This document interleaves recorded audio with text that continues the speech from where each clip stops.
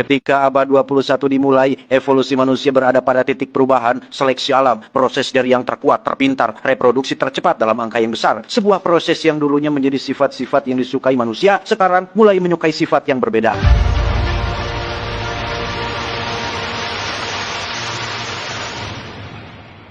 Dulu, kebanyakan ilmuwan memprediksi bahwa masa depan akan menjadi lebih beradab, lebih pintar, lebih sopan, santun, dan damai. Faktanya, sebagian dari generasi muda saat ini banyak yang berpakaian seenaknya, melenggak-lenggokkan tubuhnya untuk dikonsumsi semua orang yang bukan muhrimnya. Banyak kasus murid melawan guru, bahkan tidak sedikit yang sampai berani melakukan kekerasan kepada yang lebih tua, sehingga bisa disimpulkan bahwa evolusi tidak selalu menambah kecerdasan.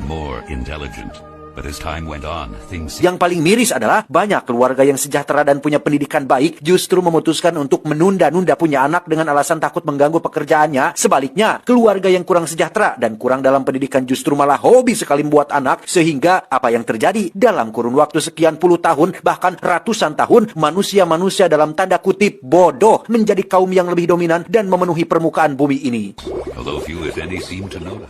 Pada tahun 2005 di markas militer Amerika Serikat, ada seseorang yang mungkin akan mengubah sejarah dunia. Dia bernama Joe, seorang tentara yang bertugas sebagai penjaga perpustakaan militer yang kebetulan mendapat tugas baru untuk menjadi subjek dalam sebuah proyek rahasia militer. Tak sendiri, ada juga seorang mantan kriminal bernama Rita yang juga akan ikut, di mana proyek ini sendiri adalah untuk menguji sebuah hibernation pods atau kotak pembeku atau kotak tidur panjang. Joe dan Rita akan dimasukkan ke dalam kotak tersebut selama kurang lebih 1 tahun. Dan ingat, proyek ini sangat rahasia. Saking rahasianya, hanya jenderal dan beberapa stafnya saja yang mengetahui tentang proyek rahasia ini.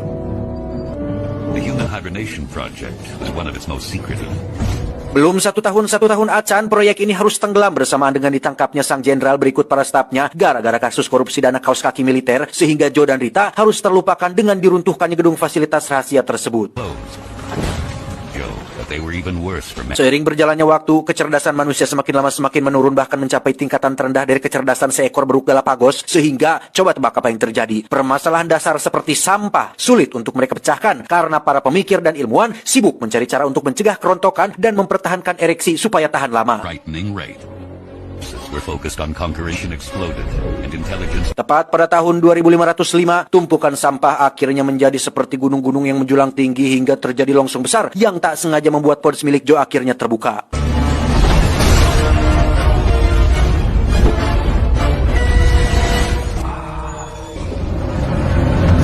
Sampai sini, Joe masih belum menyadari sedang berada di tahun berapa. Bahasa yang digunakan masih bahasa Inggris, tetapi lebih gegerenyeman teh atau terdengar seperti menggumam. Bahkan rumah sakit yang seharusnya bersih dan terawat nampak seperti gedung tak terurus dengan para pasien yang sama tak terurusnya.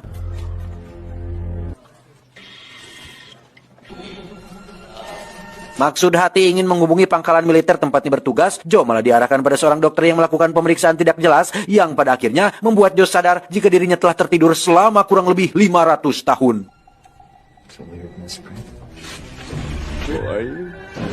Oh my God! Dan ya, Joe berada di tahun 2505 ketika dunia sedang mengalami krisis ekonomi, krisis sandang pangan, dan segalanya. Bahkan film yang dianggap terbaik dan berhak mendapatkan piala Oscar tahun ini adalah sebuah film yang hanya menampilkan bujur atau pantat seseorang yang berdurasi 2 jam tanpa henti. Perlu diingat bahwa semua orang di tahun ini memiliki identitas masing-masing berupa tato pada lengan mereka, sehingga ketika Joe diketahui tidak punya itu, maka dia pun ditangkap oleh polisi dan langsung menjalani persidangan dengan hakim dan para saksi yang tidak kalah bodohnya. Tak diduga, pengacara yang akan membela Joe di persidangan ternyata adalah Frito, orang pertama yang Joe temui ketika baru bangun dari tidur panjangnya, yang karena apartemennya rusak gara-gara Joe. Frito yang seharusnya menjadi pengacara pembela pun justru malah ikut menyudutkan si Joe hingga dia harus dijatuhi hukuman penjara. Oh my God! That is not... Di sisi lain, Rita, sang wanita kriminal rupanya sudah bangun lebih dulu, yang karena di zamannya dia berasal dari lingkungan yang kurang berpendidikan, maka Rita tidak terlalu sulit untuk beradaptasi atau nyambung dengan orang-orang di tahun bodoh di tahun ini, yang justru membuat Rita mendapatkan pundi-pundi dolar dari hasil menipu orang yang ditemuinya. Thank you very much, young man.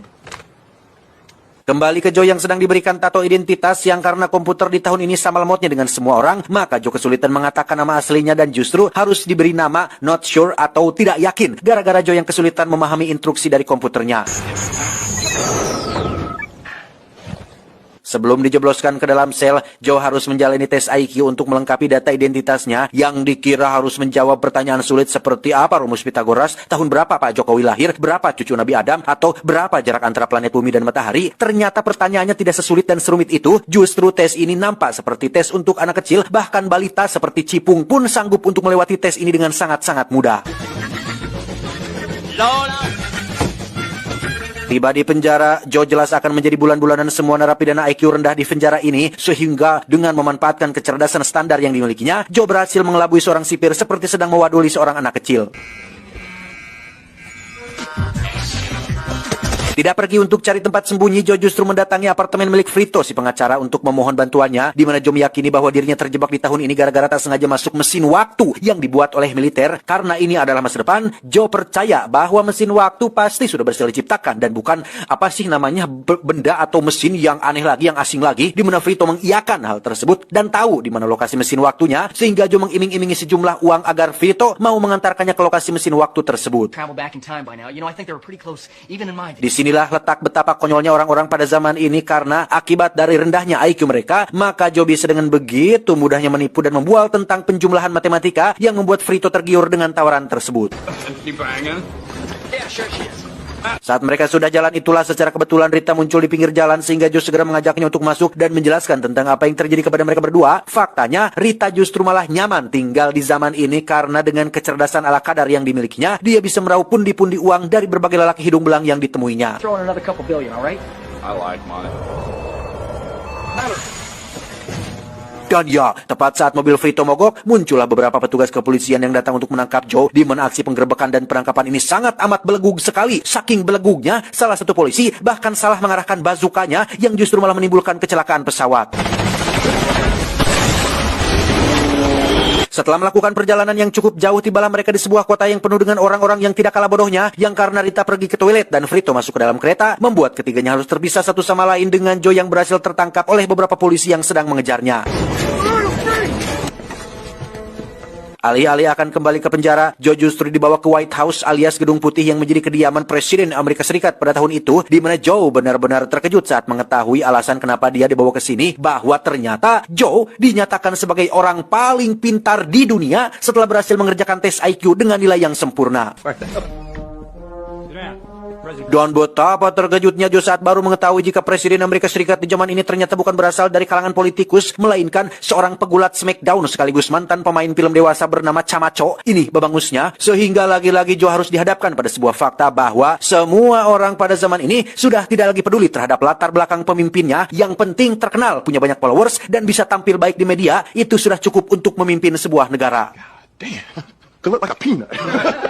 Di depan rakyatnya, Presiden Camacho mengumumkan bahwa Joe adalah orang dengan IQ paling tinggi dalam sejarah, alias orang paling jenius dan cerdas dalam sejarah, sehingga Joe ditunjuk sebagai Menteri Dalam Negeri yang akan menyelesaikan permasalahan dunia, yang salah satunya adalah bercocok tanam, demi untuk memenuhi kebutuhan makanan mereka yang saat ini sudah pada level krisis. Karena ditawari imbalan kebebasan, Joe terpaksa menerima jabatan tersebut meski sedikit pun tidak tahu menahu tentang dunia agraris dan belum pernah kuliah di Fakultas Pertanian Unsil. Joe hanyalah seorang pria biasa dengan kecerdasan biasa yang hanya kebetulan terjebak bersama dengan orang-orang yang bodoh. Karena tak mungkin melakukan ini sendirian, Joe pun menunjuk Frito sebagai penasihat pribadinya, yang karena Frito tidak lebih pintar dari seekor landak Guatemala, maka Joe justru malah semakin pusing dengan semua nasihat dan saran-sarannya. Okay, let's go take a look at those crops. Especially the one... Tak hanya Frito, Joe juga meminta Rita untuk dijadikan penasihat keduanya, yang mana ini adalah bagian dari rencana Joe untuk bisa kabur ke lokasi mesin waktu bermodalkan peta yang dibuat oleh si Frito. Namun karena petanya tidak jelas dan tidak para ruguh, maka Joe dan Rita pun membatalkan rencana tersebut. Way to go, Frito.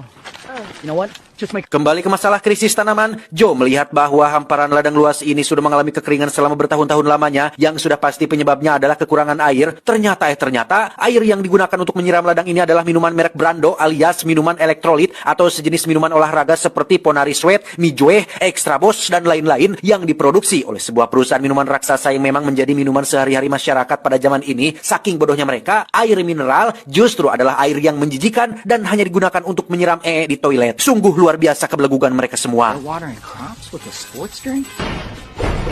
Yeah, and the FCC, the basic component of all life. Dengan penuh kesabaran dan kelembutan, Joe mencoba menjelaskan bahwa air adalah sumber kehidupan untuk semua makhluk hidup termasuk tanaman, dan minuman olahraga merek Brando yang mereka semua konsumsi selama ini adalah minuman elektrolit yang tidak memiliki kandungan yang cukup untuk menumbuhkan tanaman. Namun meski mulut Joe sudah berbusa-busa menjelaskan semua hal itu, para staf kepresidenan tetap tidak mengerti, sehingga Joe memilih jalur alternatif, yakni dengan mengklaim bahwa dirinya mampu berbicara dengan tumbuhan. Finally gave up on logic and reason. Electrolytes were salts that had been missing that over time to the Dust Bowl.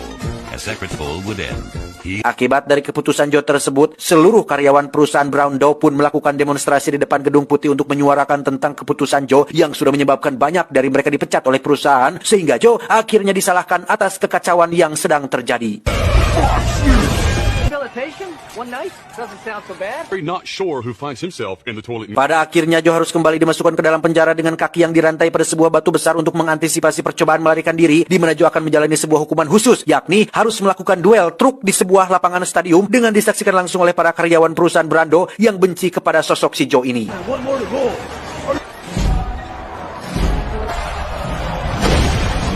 Yang menarik adalah Joe akan melawan 2 truk penghancur beserta 1 truk raksasa yang ukurannya terlalu besar, saking besarnya bahkan menghancurkan stadium ini, sedangkan truk yang akan Joe kendarai sendiri merupakan mobil biasa dengan senjata yang diambil dari mainan kesukaannya Mbak Mia Khalifa, sehingga akan cukup sulit bagi Joe untuk menghadapi masalah yang satu ini, terlebih lagi ketika batu yang mengikat kakinya harus dibawa tepat di atas mobilnya.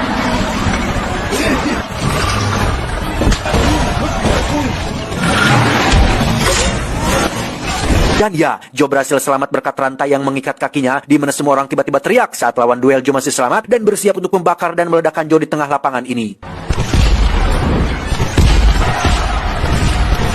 Di tempat lain, Rita dan Frito nampak kasihan melihat nasib Joe yang harus menjadi bulan-bulanan semua orang yang ada di kota, di mana Rita tak sengaja melihat satu tanaman yang tumbuh tepat di pengarakan rumahnya, sehingga mereka berdua segera meluncur ke stadion untuk memberitahu Presiden Camacho tentang keberhasilan ini. Frito, come here, look! Come on, Frito, hurry! It's working everywhere! Come on, Frito, hurry! Karena Rita dicegat penjaga dan Presiden Camacho terlalu fokus menonton, Rita pun harus menggunakan cara lain atau alternatif lain untuk membuat Presiden dan semua orang melihat semua tanaman di ladang, yakni dengan membayar seorang kameramen amatir untuk pergi ke tanah ladang dengan ditemani oleh Frito yang akan menjadi penunjuk jalannya. Wanna make some money? I like money. Kembali ke Joe yang masih dikejar oleh lawan duelnya, dia melihat sebuah kesempatan untuk bisa selamat, yaitu dengan meraih sebuah mic dan mencoba untuk berpidato di depan khalayak ramai. Everyone, just take it easy, okay? But I'm telling you, if you put water on... Dengan pemilihan kata yang tepat, nada yang tegas, kalimat yang jelas dan lugas, Joe berharap bisa menginfluence dan membuat haru orang-orang yang mendengar pidatonya. Namun pada kenyataannya, jangankan haru, mengerti saja mereka belum tentu, sehingga jangan salahkan Mas Aldi Tahir apabila Joe akan tetap mati oleh lawan duelnya.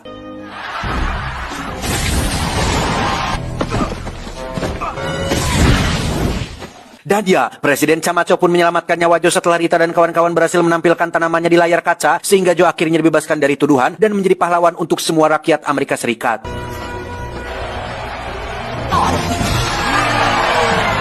Berkat kesuksesannya, Joe pun ditunjuk sebagai wakil presiden dan menjadi harapan yang akan membawa semua orang menuju peradaban yang lebih baik. Sementara mesin waktu yang pernah Frito ceritakan, nyatanya hanyalah sebuah taman bermain dengan beberapa visual tentang sejarah di masa lalu. Charlie Chaplin and his evil Nazi regime enslaved Europe. Seiring berjalannya waktu, Joe akhirnya terpilih menjadi Presiden Amerika Serikat dengan Frito sebagai wakil presidennya, sementara Rita diperistri si Joe sebagai orang yang sama-sama berasal dari masa lalu. Joe dan Rita memiliki 3 anak yang merupakan 3 anak paling pintar di dunia pada zaman itu. Sementara wakil presiden Frito menikah dengan 8 wanita dan memiliki 28 anak, sehingga sejarah nampaknya masih akan begini-begini saja untuk beberapa ratus tahun ke depan. Namun setidaknya Joe berhasil membalikkan nasibnya sendiri dan cukup baik untuk seorang pria yang punya kepintaran rata-rata.